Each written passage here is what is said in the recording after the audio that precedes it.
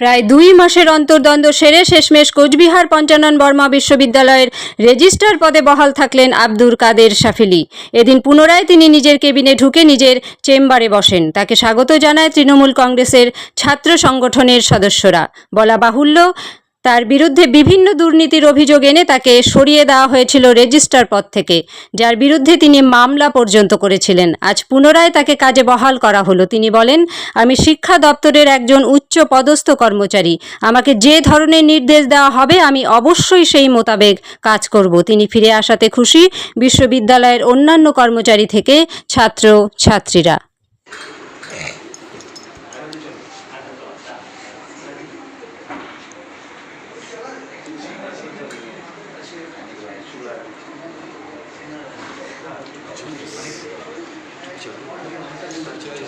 চলো বেরিয়ে যাচ্ছে, চলুন বেরিয়ে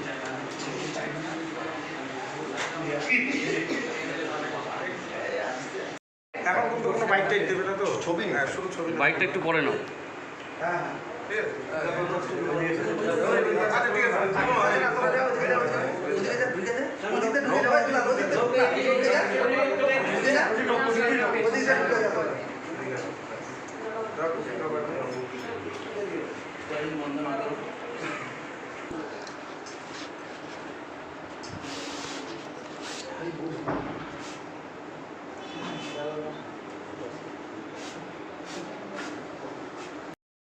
আসলেন বুঝলেন, মানে একটা তো সাসপেন্ড ব্যাপার বিষয়টা ছিল, মানে আজকে কি অনুমতিতে আপনি এলেন বসলেন, মানে গোটা বিষয়টা কি রয়েছে, মানে প্রায় 1 মাসের বেশি হয়ে গেল তার।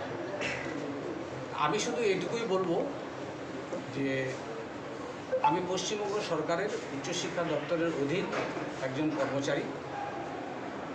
উচ্চশিক্ষা দপ্তরের যে নির্দেশ, সে নির্দেশ অনুযায়ী আমি আজকে এসেছি এবং আমি এইভাবে মানে নির্দেশিকা যেভাবে আসবে সেই নির্দেশিকা অনুযায়ী আমি কাজ করতে বাধ্য এবং আমি সেভাবে আজকে এসেছি। বললাম স্যার, আপনাকে যখন সাসপেন্ড করা হয়েছিল আপনি একটি মামলা করেছিলেন আদালতে, সেই মামলার রায়টা কি হয়েছিল আর একটু যদি বলেন। ওইটা আলাদা পার্ট, ওই ব্যাপারে আমি আজকে কিচ্ছু বলবো। স্যার, এরকম জানা গিয়েছিল যে ব্রাত্য বসুর সাথে আপনি এবং উত্তরবঙ্গ উন্নয়নমন্ত্রী দেখা করতে গিয়েছিলেন, তো সেখানে কী হয়েছিল? এটা মন্ত্রী মহোদয় বললেই ভালো হয়।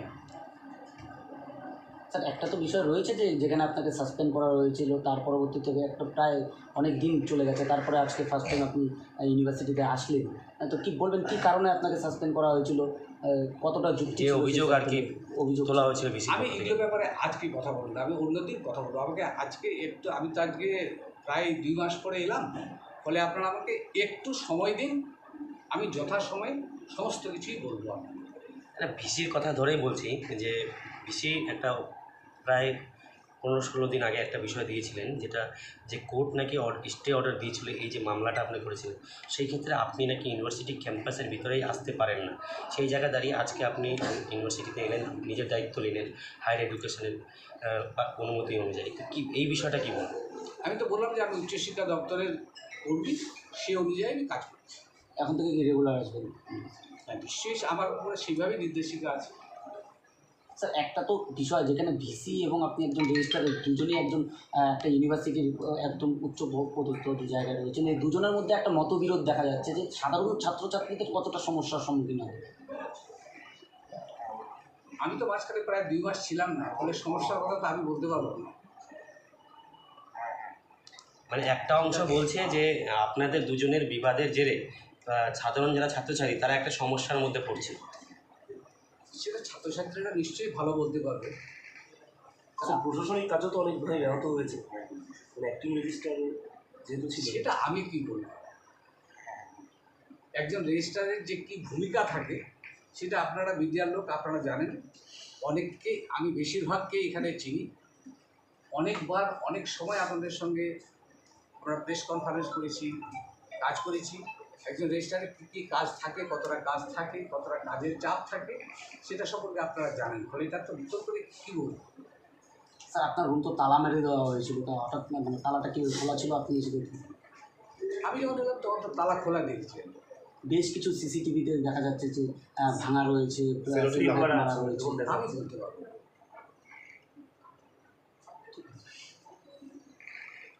উপস্থিত কী রয়েছে বিষয়টা?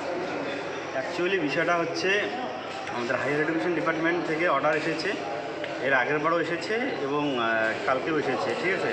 যে আগের রেজিস্টার হচ্ছে একটা স্থায়ী পদ, ওটাকে শুধু শোকজ করতে পারে, তাকে সাসপেন্ড করতে পারে না।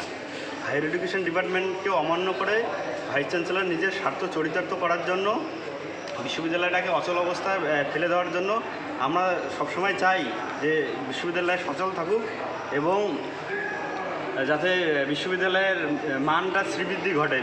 কিন্তু ইনি হচ্ছে এসে খেয়াল খুশি মতো উনি নিজের শাসন কায়েম করতে চাচ্ছে এবং একটা বিশ্ববিদ্যালয়টাকে বিশৃঙ্খল পরিস্থিতিতে ফেলে দিচ্ছে। আমরা শুভবুদ্ধি সম্পন্ন ছাত্রছাত্রীরা কখনোই চাচ্ছি না যে বিশ্ববিদ্যালয়টা অচল হোক বা বিশ্ববিদ্যালয়টা, আমরা এখানে যারা গরিব ছেলেমেয়েরা এখানে পড়ি তারা চাই না যে বিশ্ববিদ্যালয়টা কখনো বন্ধ হয়ে যাক। তার জন্য আমরা হায়ার এডুকেশন ডিপার্টমেন্টকে মান্যতা দিয়ে উনি যেহেতু স্থায়ী রেজিস্ট্রার, তাই উনি ওনার জায়গায় বসে গেলেন। আমরা তৃণমূল ছাত্র পরিষদের পক্ষ থেকে আমরা সবাই স্বাগত জানিয়ে তাকে ওনার যাতে কাজ সুষ্ঠুভাবে পরিচালনা করতে পারে তার জন্য আমরা সাধারণ ছাত্রছাত্রী সবসময় পাশে থাকব এবং বিশ্ববিদ্যালয়ের মান যাতে আরও বজায় থাকে আমি সেটাও দাবি রাখবো। এই করে আমরা রেজিস্ট্রার স্যারকে বলে আসলাম যে আমরা সবসময় ছাত্রছাত্রীর পাশে আছি, কোনো সমস্যা হবে না। সকালবেলা এসে দেখা গেল কতগুলো সিসিটিভি ক্যামেরা যেগুলো বন্ধ বা কিছু ভাঙাও আছে, এই বিষয়টা নিয়ে কী বলবো? উনি তো প্রশাসক হিসেবে ব্যর্থ, এক কথায় বলা যায় যে অপদার্থ প্রশাসক। উনি প্রশাসনটা ঠিকমতো চালাতে পারছেন না। উনি হচ্ছে ছাত্রছাত্রীকে প্রকাশ্য ইলেকশনের আগে হুমকি দিত যে আমরা তো ক্ষমতায় আসতেছি, উনি কি এরকম বিজেপির ক্যাডারের মতো এখানে এসে প্রচার করছে সেটা তো আমাদের অজানা নেই। আমাদেরকে প্রকাশ্য ভাষায় আমাদের কাছে ফুটেজ আছে, হুমকি দিয়েছে যে যদি আগে আমার রেজাল্টটা দেখে আসি, তারপর স্টুডেন্ট আমরা এখানে পড়তে এসেছি, আমরা তো কোনো রাজনীতি করতে আসিনি। উনি প্রকাশ্য দিবালোকে হুমকি দিচ্ছেন যে রেজাল্টের পর তোরা পড়তে পারবি না, ঢুকতে পারবি না, এরকম। কে দিচ্ছে এটা? এটা ভাইস চ্যান্সেলর এর আগে দিয়েছিল। যেহেতু আমরা তৃণমূল ছাত্র পরিষদের পক্ষ থেকে আছি, সংগঠনটা করি, দেখি। তোমার নাম? আমার নাম দুলাল হক, কোন পদে আছে? সাধারণ সম্পাদক তৃণমূল ছাত্র পরিষদ।